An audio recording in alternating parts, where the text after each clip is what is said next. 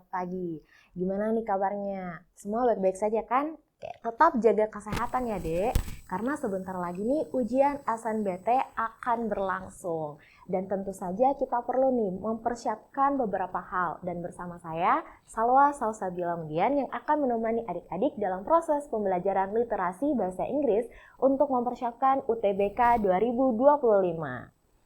Oke, baiklah. Sebelum kita mulai nih, untuk melanjutkan pembahasan soal-soal, saya akan bertanya nih kepada adik-adik. Apa nih yang harus kita lakukan ketika mengerjakan soal literasi bahasa Inggris? Nah, tentu saja yang pertama kali yang kita butuhkan adalah membaca soalnya terlebih dahulu. Nah, setelah teman-teman membaca soal terlebih dahulu, yang kedua adalah teman-teman harus pandai-pandai untuk mendapatkan keyword atau kata kunci dari setiap soalnya.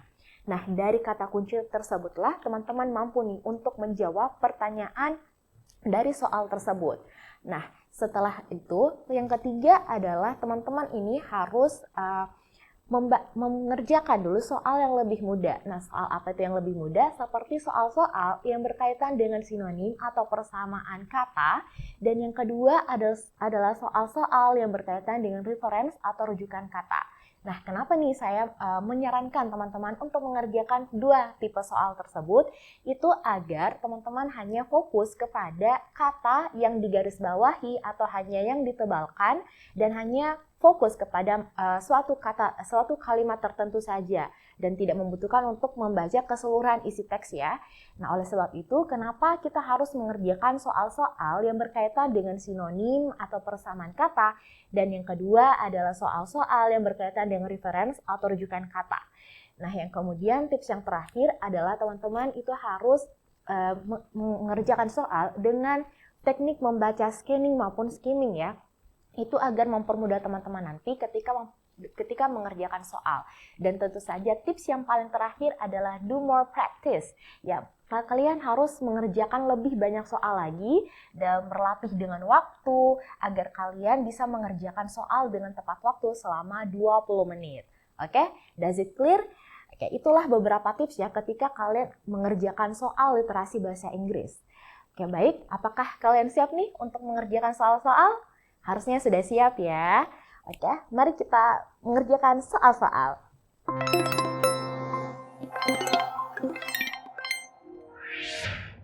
Oke, are you ready guys? Are you ready for English Literacy for SNBT UTBK? Harus siap ya, karena udah nggak lama lagi nih. Kalian akan bertarung dengan beberapa dan banyak lagi soal tentang literasi bahasa Inggris. Oke. Nah, kita mulai ya. Nah, ini saya kasih teks ya. Ini teks yang pertama. Wah, saya yakin teman-teman ketika mengerjakan soal literasi, ada nih yang mulai merasa bosan karena mungkin narasi teksnya tidak sesuai dengan keinginan teman-teman ya, ataupun mungkin ada yang tidak sesuai dengan pembahasannya kalian sehari-hari atau seperti apa. Nah, ini adalah teks yang sangat panjang ya, cukup panjang ya, ini ada beberapa paragraf.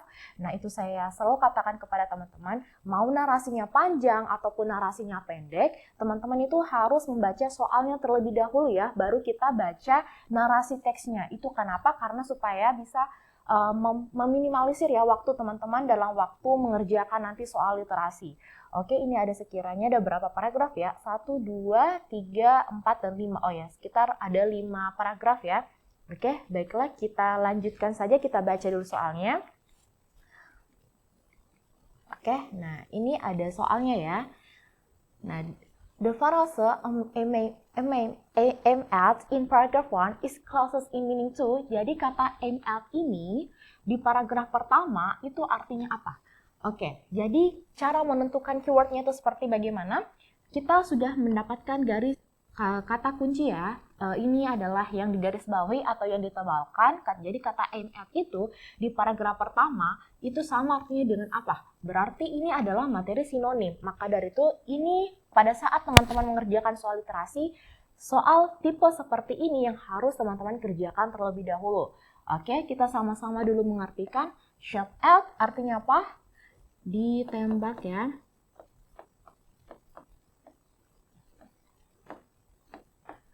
Oke, dependent on ini artinya adalah bergantung pada.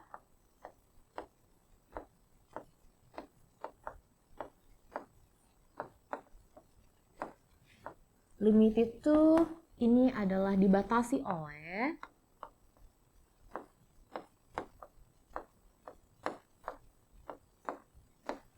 brought by dibeli oleh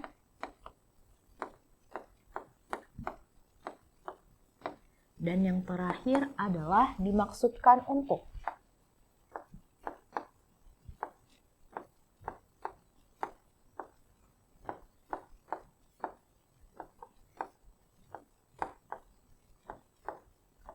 Oke, jadi saya punya beberapa tips nih untuk teman-teman ketika mengerjakan soal sinonim. Nah, tips yang pertama adalah ketika kita mengerjakan soal yang berkaitan dengan persamaan makna atau persamaan kata, ini ada 3 hal yang selalu saya ajarkan kepada teman-teman semua. Yang pertama adalah tentu saja teman-teman harus memperbanyak vocab ya. Mau tidak mau teman-teman ini harus memperbanyak kata-kata. Nah,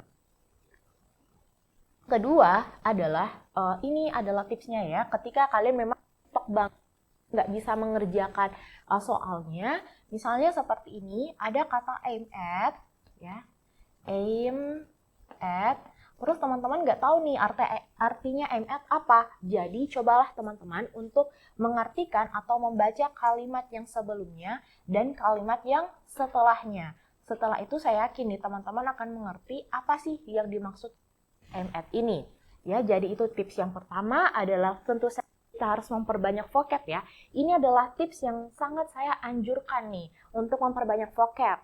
Nah, tips yang kedua itu adalah teman-teman ketika tidak mengetahui nih pada saat mengerjakan soal apa nih sebenarnya artinya aim at ya. Jadi cobalah teman-teman untuk membaca kalimat yang sebelumnya dan kalimat yang setelahnya. Saya yakin setelah ini teman-teman akan mampu nih menentukan jawaban yang paling tepat.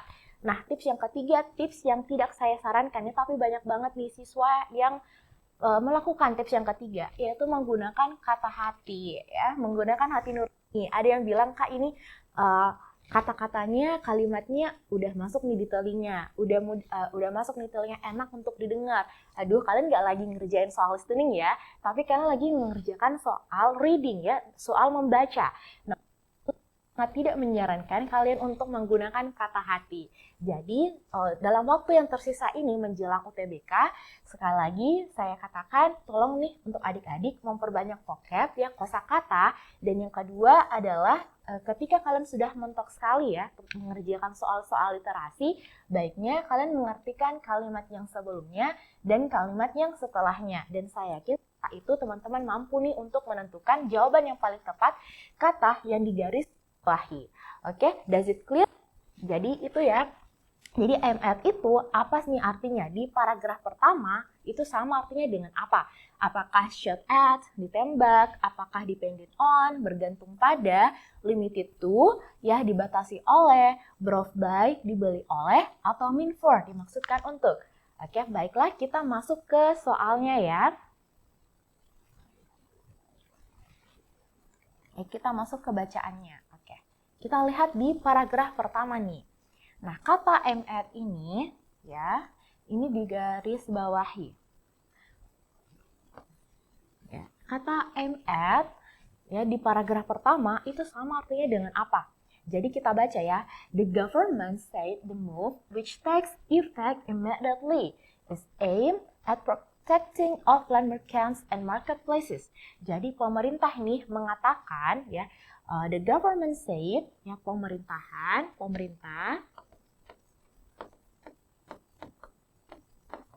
ya, said ini adalah bentuk kata kerja kedua ya dari say, yang artinya adalah mengatakan,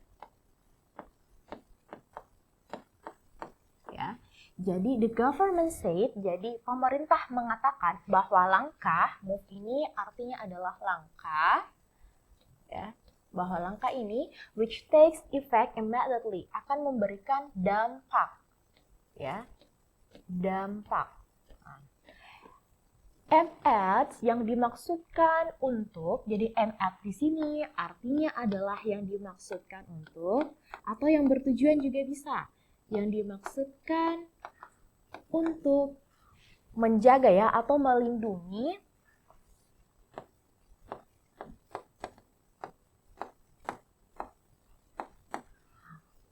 melindungi pedagang dan pasar ya, marketplace. Nah, jadi kata merujuk pada apa? Oke, kita artikan sama-sama ya.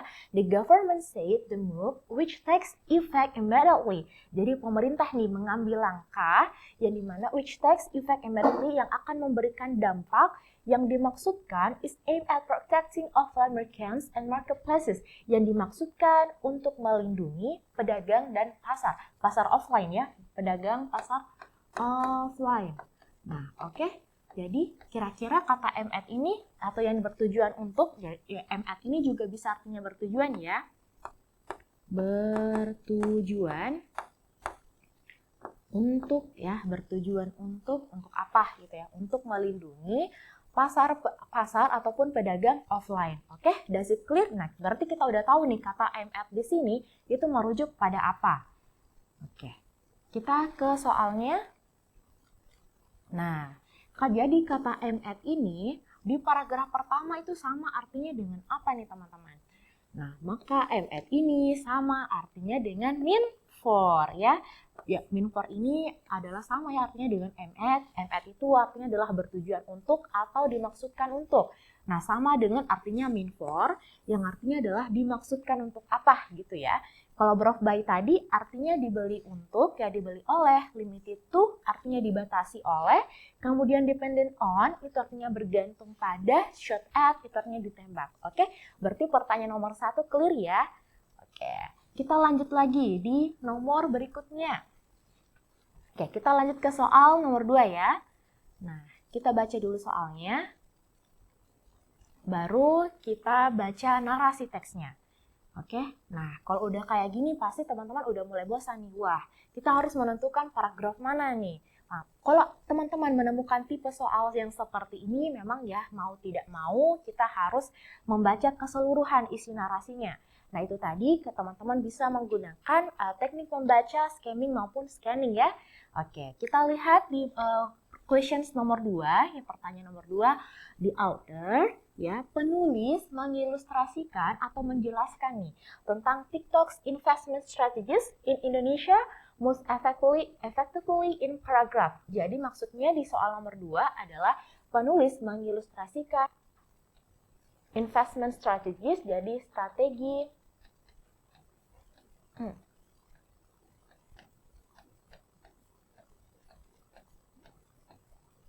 ya, strategi investasi di Indonesia most effectively jadi lebih efektif di paragraf keberapa. Nah, jadi the author illustrates TikTok's investment strategies in Indonesia most effectively in paragraph, jadi yang menggambarkan ya atau yang mengilustrasikan strategi investasinya TikTok di Indonesia lebih efektif di paragraf keberapa? Apakah di paragraf kedua dan 5, 1 dan 4, 2 dan 4, 1 dan 3, atau 3 dan 4? Ya, kalau kita menemukan tipe soal seperti ini, sekali lagi kita harus membaca narasi teksnya ya. Nah, oke, jangan bosan ya untuk membaca. Oke, kita lanjut. Oke, di paragraf pertama, nah mau tidak mau kita ngartikan bareng-bareng nih. Nah, kalau di paragraf pertama, dia bilang kayak gini. Indonesia has banned e-commerce transactions on social media platforms. Oke, apa artinya banned? Ban itu artinya adalah melarang. Melarang. Oke, jadi Indonesia ya melarang transaksi e-commerce di sosial media platform. Oke, the government said the move. Jadi pemerintah ini mengatakan bahwa langkah ini which takes effect immediately akan memberikan dampak ya is aimed at protecting offline merchants and marketplaces. Nah, hal ini bertujuan untuk melindungi pasar dan pedagang offline. Nah, oke. The predatory pricing on social media platform is threatening small and medium-sized enterprises. Jadi predator ya menetapkan harga, jadi pricing on social media. Jadi predator menetapkan harga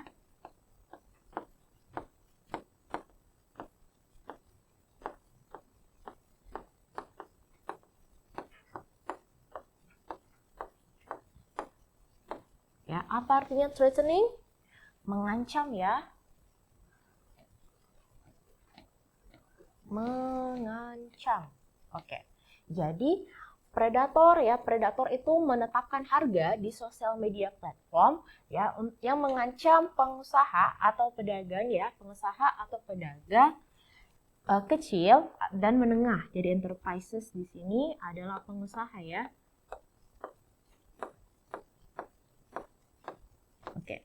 Jadi kalau di paragraf pertama ya, itu dijelaskan secara umum bahwa kalau Indonesia itu melarang nih adanya transaksi e-commerce yang terjadi di sosial media ya, di platform sosial media.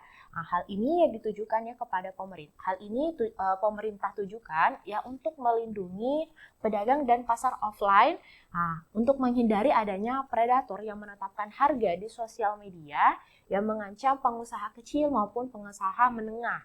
Nah, itu di paragraf pertama. Nah, di soalnya tadi kan yang ditanyakan adalah TikTok's Indonesia's Strategic Investment. Nah, berarti di kalau paragraf pertama bukan ya? Nggak ada di sini dijelaskan tentang strateginya seperti apa. Oke, berarti kita lanjut lagi di paragraf berikutnya, di paragraf kedua. Nah, kalau di paragraf kedua, dia jelaskan seperti ini. The move comes just 3 months after TikTok's pledge. Apa artinya pledge? Pledge itu artinya adalah berjanji. Ya. Berjanji to invest billions of dollars. Southeast Asia. Apa artinya Southeast Asia? Asia Tenggara. Asia Tenggara. Oke, jadi langkah ini ya terjadi 3 bulan setelah TikTok berjanji menginvestasikan billion of dollars ya, miliaran dolar di Asia Tenggara, khususnya ya terutama di Indonesia. Jadi mainly ini artinya adalah terutama ya, terutama di Indonesia. Over the next few years, jadi setelah ya beberapa tahun. This move is a mere push to build its e-commerce platform TikTok Shop.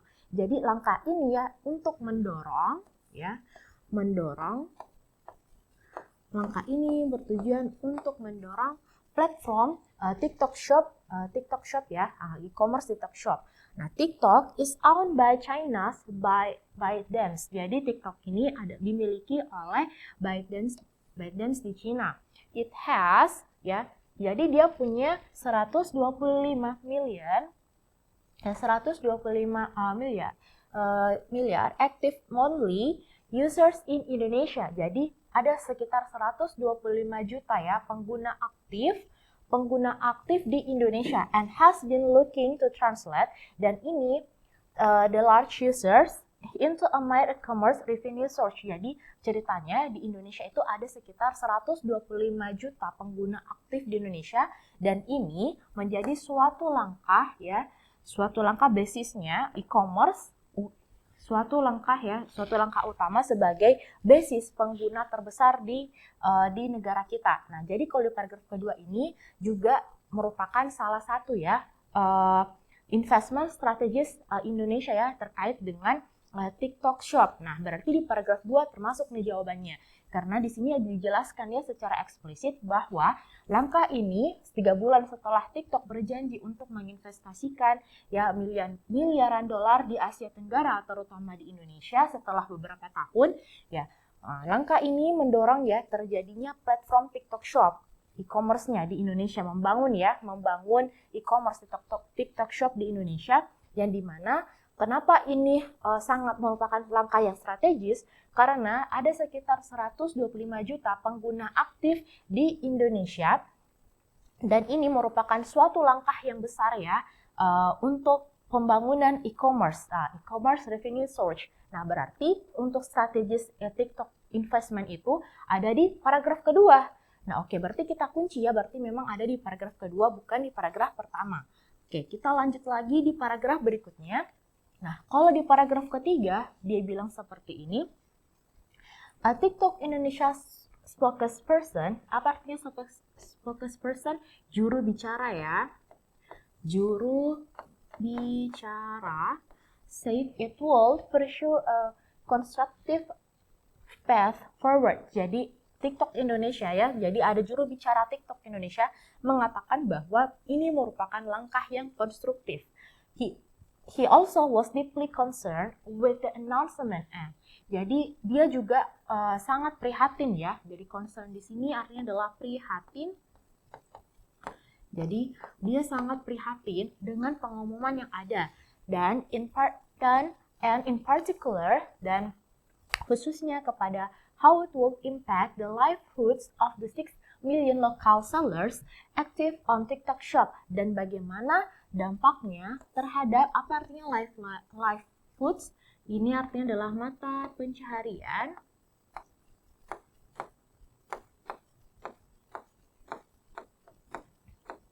Oke, jadi he also deeply concerned with the announcement and in particular. Jadi dia nih juru bicaranya juga ya sangat prihatin terhadap pengumuman yang ada dan in particular dan khususnya kepada how it would impact the livelihoods of the 6 million local sellers active on TikTok Shop. Jadi bagaimana dampaknya nih mata pencaharian terhadap 6 juta pengguna 6 juta ya local seller yang aktif di TikTok Shop. Oke, apakah ada di paragraf ketiga jawabannya tentang strategis Indonesia Investment?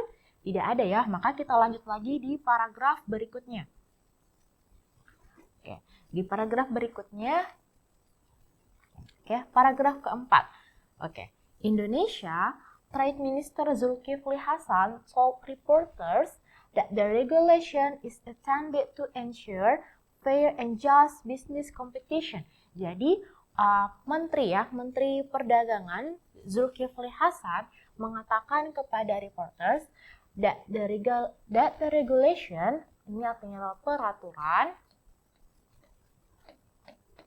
ya, is intended to ensure fair and just business competition.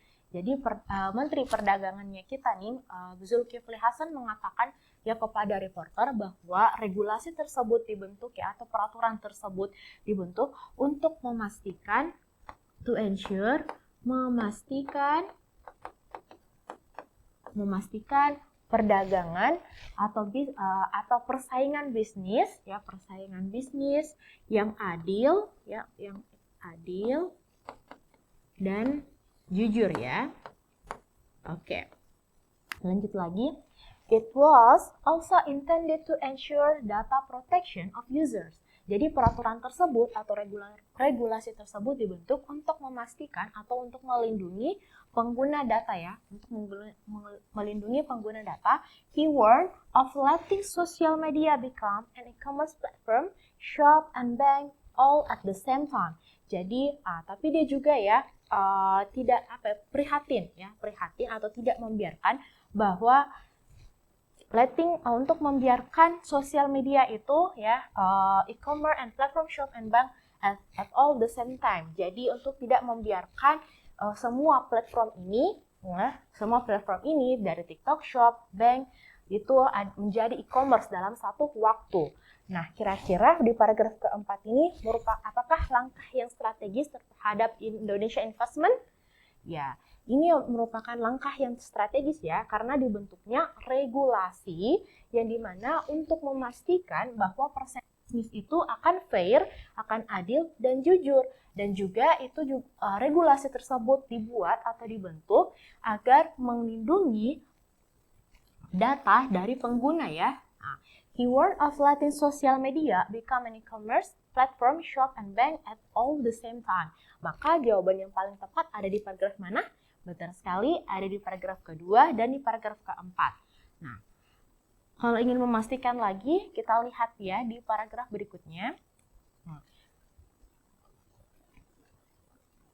Oke, the new regulation also requires a commerce platform in Indonesia to set a minimum price ya, jadi of $100. Jadi regulasi ini ya meminta untuk platform Indonesia itu menetapkan harga yang minimum sekitar $100. This applies for certain items that are directly purchased from abroad. Nah, ini juga berlaku nih untuk barang-barang tertentu yang ada di luar negeri. Ya. Luar negeri, all products overall should meet local standards. Jadi semua produk juga tuh ditawarkan yang seharusnya itu menggunakan lokal standar. Oke. Apakah ada di paragraf kelima? Tidak ada ya. Berarti kita lanjut lagi di paragraf berikutnya. Di paragraf ke-6, Indonesia transactions Indonesia amounts to nearly 52 billion last year and of 5% took place on TikTok. Jadi ada e-commerce transaction di Indonesia itu mendekati 52 miliar ya tahun lalu, dan 5% itu ditempati oleh TikTok. Nah, Indonesia is among the few markets where TikTok has launched TikTok Shop. The company seeks to leverage its all larger user base in the country. Jadi pengguna TikTok itu adalah pengguna yang terbesar ya di TikTok. Nah, oke. Jadi apakah ada di paragraf ke-6? Tidak ada ya jawabannya.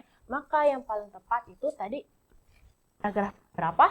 2 dan 4. Oke. Jadi the author illustrate TikTok's investment strategies in Indonesia most effectively in paragraph 2 and 4. Oke, does it clear? Jadi kalau paragraf kedua tadi ya kita lihat lagi kalau misalkan teman-teman masih agak bingung ya. Kalau di paragraf kedua, kalau di paragraf kedua di sini lebih menjelaskan bahwa ada nih langkah yang diambil oleh TikTok ya setelah berjanji untuk menginvestasikan sekitar beberapa miliar dolar ya di Asia Tenggara, khususnya di Indonesia. Nah, langkahnya itu adalah mereka membangun e-commerce platform TikTok Shop. Nah, yang dimana itu ada di yang mana pemiliknya adalah ByteDance China. Dan kenapa mereka mengambil langkah yang sangat besar di Indonesia? Karena di Indonesia memiliki 125 juta pengguna aktif di Indonesia, di TikTok ya, di TikTok. Nah, maka dari itu kenapa terjadinya strategis investment TikTok di Indonesia. Nah, kemudian dibentuklah regulasi. Maka dibentuklah regulasi, dan penjelasan regulasinya itu ada di paragraf keempat nih teman-teman. Di mana Zulkifli Hasan mengatakan bahwa regulasi itu dibentuk ya agar memastikan persaingan bisnis itu adil dan jujur.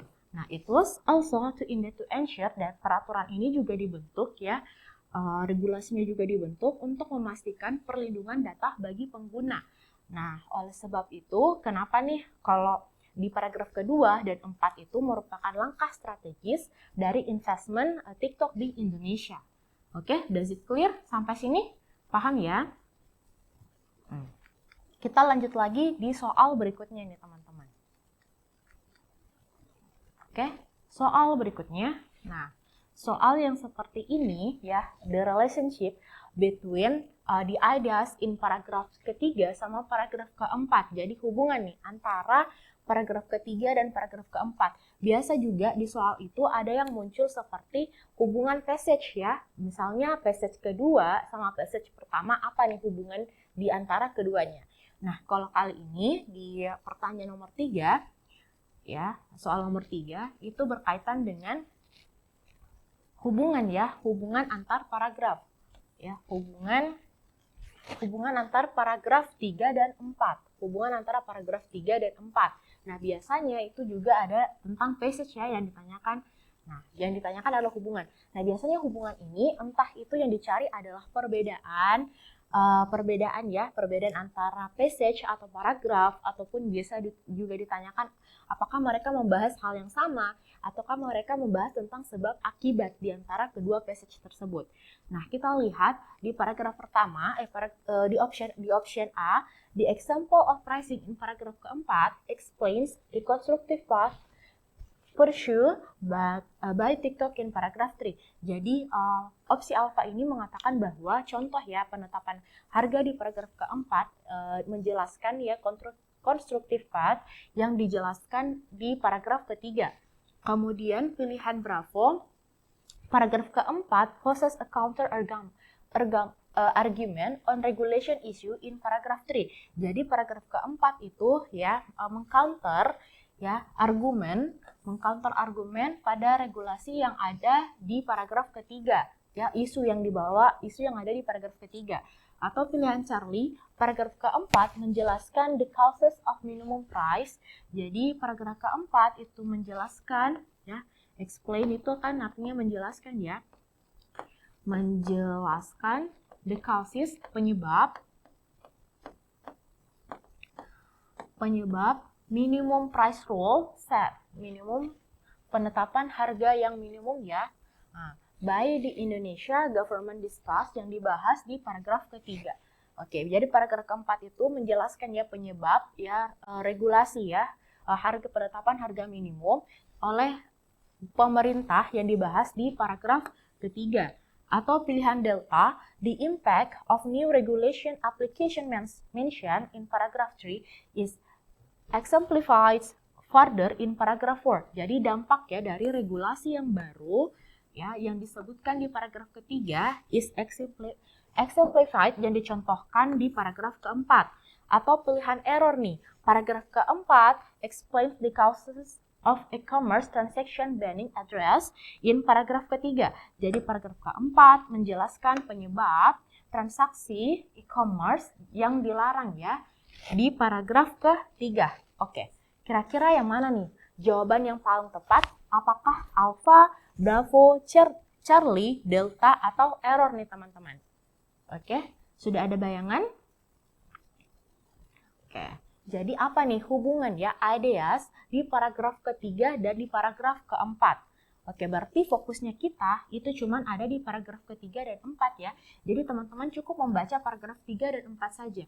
Kecuali kalau dia bilang, misalnya ya di dalam narasi teks, dalam soal juga ada passage, berarti passage pertama dan passage kedua. Dan mau tidak mau teman-teman itu harus membaca keseluruhan isi dari paragraf passage pertama dan kedua. Nah, berhubung ini soalnya hanya paragraf, berarti kita hanya fokus kepada paragraf ketiga dan keempat. Oke, paragraf ketiga. Paragraf ketiga bilang seperti ini. A TikTok Indonesia spokesperson said it will pursue a constructive path forwards. Jadi juru bicara TikTok Indonesia mengatakan bahwa ini merupakan langkah yang konstruktif. Ya, he also was deeply concerned dan dia juga ya prihatin terhadap pengumuman ini. In particular dan khususnya bagaimana dampaknya terhadap mata pencaharian ya 6 million local sellers ya, pengguna 6 juta pengguna lokal 6 juta pengguna sellers yang aktif di TikTok Shop. Nah, oke, berarti paragraf ketiga di sini memunculkan suatu apa teman-teman? Suatu problem ya, suatu problem, ada masalah nih ya. Ada isu yang dibahas. Apa isu yang dibahas? Isu yang dibahas adalah ini. Jadi kalau isu yang dibahas adalah ini di impact ya, dampak dari mata pencarian 6 juta local sellers yang aktif di TikTok Shop. Oke, nah itu masalah yang dimunculkan di paragraf ketiga. Nah, siapa yang mengatakan ini? Yang mengatakan ini adalah juru bicara TikTok ya, yang juga merasa khawatir terhadap pengumuman regulasi tersebut. Nah, oke, berarti paragraf ketiga udah kita dapat nih bahwa paragraf 3 itu menjelaskan adalah problem atau isu dari TikTok investment. Oke, kita lanjut lagi di paragraf berikutnya, di paragraf keempat. Nah, di paragraf keempat, dia bilang seperti ini, Indonesia Trade Minister Zulkifli Hasan told reporters that the regulation is intended to ensure fair and just business competition. Jadi Menteri Perdagangan Indonesia yaitu Zulkifli Hasan yang mengatakan kepada reporters ya, bahwa regulasi tersebut untuk memastikan persaingan bisnis yang adil dan jujur. Nah, berarti kalau di paragraf keempat ini adalah mengatasi ya masalah yang ada di paragraf ketiga tadi, ya mengatasi isu ya, mengcounter isu atau argumen yang ada di paragraf sebelumnya, paragraf ketiga yang memunculkan isu. Nah, kalau pada paragraf keempat kemudian dia lebih menjelaskan lagi bahwa regulasinya itu dibentuk untuk memastikan bahwa persaingan bisnisnya itu nanti bakalan adil dan jujur. Nah, it was also intended to ensure data protection of users. Dan ini juga merupakan langkah ya untuk memastikan perlindungan data bagi pengguna.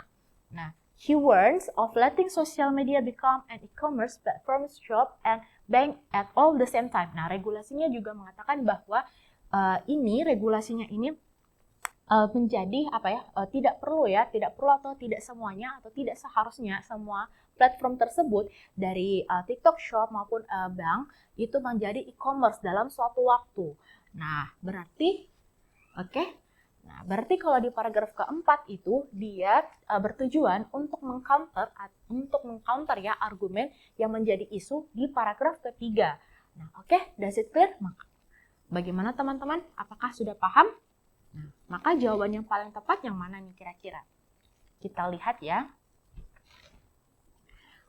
Untuk pilihan alpha, the example of pricing in paragraf keempat explain the constructive path pursued by TikTok in paragraf ketiga. Jadi contoh ya tentang penetapan harga di paragraf keempat menjelaskan langkah yang konstruktif ya by TikTok oleh TikTok di paragraf ketiga. Bukan ini ya jawabannya. Kita lihat pilihan error. Paragraf keempat menjelaskan penyebab dari transaksi e-commerce yang dilarang di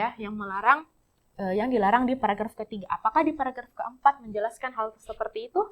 Tidak ya, di paragraf keempat itu menjelaskan tentang regulasi, ya bagaimana regulasi baru itu dan menjawab pertanyaan atau isu yang ada di paragraf ketiga. Maka jawaban error juga bukan. Kemudian pilihan delta. The impact of new regulations application mentions in paragraph 3 is exemplified further in paragraf keempat. Nah, ini juga dampak dari regulasi. Apakah disebutkan dampak dari regulasi tersebut? Tidak ya, maka pilihan delta juga bukan. Kita lihat pilihan Charlie.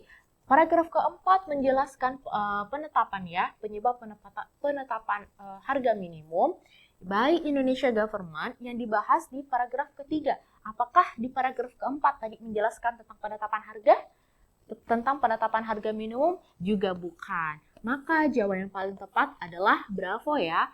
Jadi paragraf keempat poses a counter argument on regulation issue in paragraf ketiga. Jadi paragraf ketiga itu memunculkan problem atau isu yang dimana di paragraf keempat itu dijelaskan terkait dengan isu terkait dengan regulasi ya yang mengcounter di paragraf ketiga. Does it clear? Aman ya. Jadi ingat sekali lagi kalau teman-teman mengerjakan soal yang berkaitan dengan relations between ya ideas antara paragraf ataupun passage, teman-teman hanya perlu fokus kepada kedua passage tersebut atau kepada paragraf tersebut ya. Jadi tidak perlu untuk membaca ke semua isi paragraf ataupun ke semua isi passage, tergantung apa yang diminta dalam soalnya. Jadi teman-teman harus pandai-pandai ya menentukan keyword atau kata kunci dari setiap soalnya. That's it clear ya untuk pertanyaan nomor 3. Kita lanjut lagi pertanyaan nomor 4. Nah, pertanyaan nomor 4 ini sangat sering ya muncul di narasi di soal ya. Nah, soal-soal yang berkaitan dengan restate. Restate ini adalah pernyataan ulang. Jadi submaterinya pernyataan. Jadi questions nomor 4 ini paling sering ya muncul di soal juga pernyataan. Nah, pernyataan ulang atau soal-soal yang berhubungan restate ini maksudnya adalah teman-teman harus mencari jawaban yang memiliki makna yang sama. Memiliki makna yang sama ya, bukan kata yang sama tapi makna yang sama.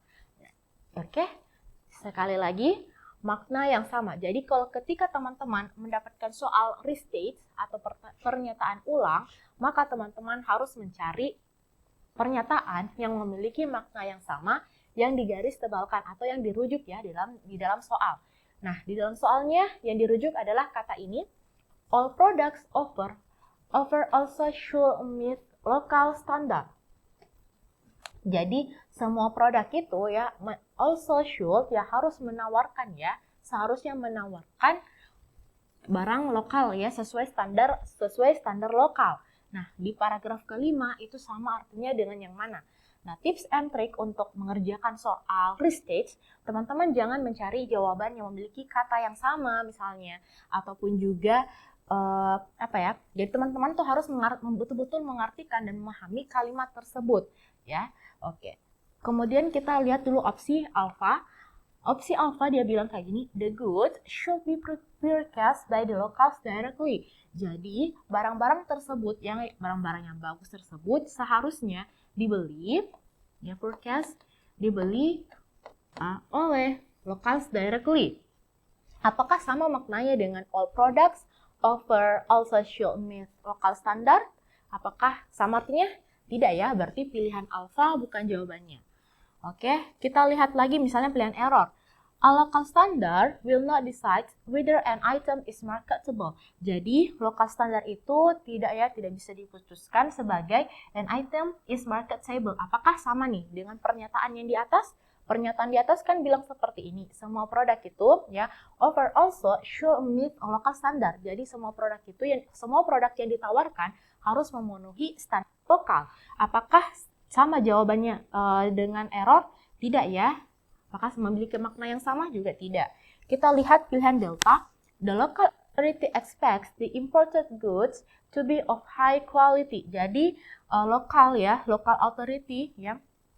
Barang-barang impor itu harus sesuai dengan high quality, memiliki kualitas yang tinggi. Apakah sama dengan pernyataan yang di atas? Juga tidak. Berarti pilihan delta itu salah. Kita lihat lagi pilihan Charlie. The item should be offered to the local first. Jadi item yang terjual itu seharusnya ya ditawarkan kepada penjual lokal dulu terlebih dahulu. Apakah sama? Tidak ya, tidak sama dengan pernyataan yang di atas. Maka jawaban yang paling tepat adalah bravo. Coba kita lihat bersama-sama apa makna katanya. The local should set a standardized qualification for all products sent to their own region. Jadi semua ya produk lokal itu harus sesuai dengan kualifikasi ya, standar kualifikasi for all products sent to their own region, sesuai dengan standar mereka seperti apa. Ini kan sama, artinya kan jadi semua produk yang ditawarkan harus memenuhi lokal standar. Nah, kemudian pilihan bravo, the local should set a standardized qualification for all products sent to their own region. Oke, does it clear? Clear ya, jadi kalau misalkan kalian mengerjakan soal-soal pernyataan ulang, itu teman-teman harus mencari makna yang sama. Bukan kata yang sama ya, tapi makna yang sama. Makna yang sama itu adalah pilihan bravo. Oke, clear? Clear ya? Oke. Oke, kita lanjut lagi, mungkin bisa satu soal ya, untuk questions kelima. Ya, questions kelima. Oke, questions kelima juga biasa sering muncul ya di dalam soal. Ya, itu yang berkaitan dengan author's attitude atau sikap penulis terhadap suatu bacaan. Nah, sikap penulis terhadap suatu bacaan itu, ya sikap penulis terhadap suatu bacaan ya. Nah, apakah tadi ya, the banning of e-commerce transactions on social media platform in Indonesia itu bersifat apa? Sikap penulisnya bersifat apa? Jadi sikap penulis terhadap pelarangan e-commerce transaksi di social media platform di Indonesia itu seperti apa? Apakah bersifat sentimental kah, skeptis, antusias, penuh keraguan-raguan, atau objektif? Sentimental ini artinya sama ya, sentimental, skeptical itu skeptis, antusiastik itu antusias ya, atau doubtful atau penuh keraguan-raguan, atau dia bersifat objektif.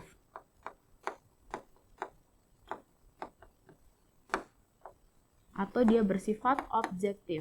Nah, kalau misalkan dia bersifat objektif itu adalah ketika narasi teks tersebut bersifat di mana dia pengetahuan, knowledge atau history. Nah, menurut teman-teman, apakah tadi berbicara tentang pelarangan e-commerce di Indonesia itu bersifat sentimental? Tidak ya. Apakah narasi teksnya bersifat skeptis? Juga bukan. Apakah dia bersifat antusiastik? Juga bukan. Apakah penuh keraguan-raguan? Juga bukan. Maka jawaban yang paling tepat adalah bersifat objektif. Nah, oke, sekian dari saya. Mungkin itulah ya, sekiranya ada 5 pertanyaan, 5 jenis pertanyaan pada hari ini, berarti ada sekitar 5 submateri ya yang harus teman-teman berlatih terus nih untuk mengerjakan soal-soal literasi bahasa Inggris. Tadi itu mulai dari submateri sinonim, kemudian submateri restage ya pernyataan ulang, kemudian author's attitude, bahkan juga ada relationship between a passage atau relationship between paragraph. Nah, teman-teman harus berlatih nih untuk mengerjakan soal-soal tersebut agar teman-teman mampu nih untuk mengerjakan soal-soal literasi nantinya. Dan harus banyak latihan soal ya supaya teman-teman bisa meminimalisir waktu yang digunakan dalam waktu 20 menit nanti saat mengerjakan soal-soal literasi bahasa Inggris. Oke, sekian dari saya. Semoga apa nih yang kita bahas pada hari ini, pengerjaan soal-soal hari ini mampu ya membantu teman-teman saat mengerjakan soal-soal literasi bahasa Inggris nanti untuk masuk ke perguruan tinggi. Oke, sekian dari saya. Wassalamualaikum warahmatullahi wabarakatuh.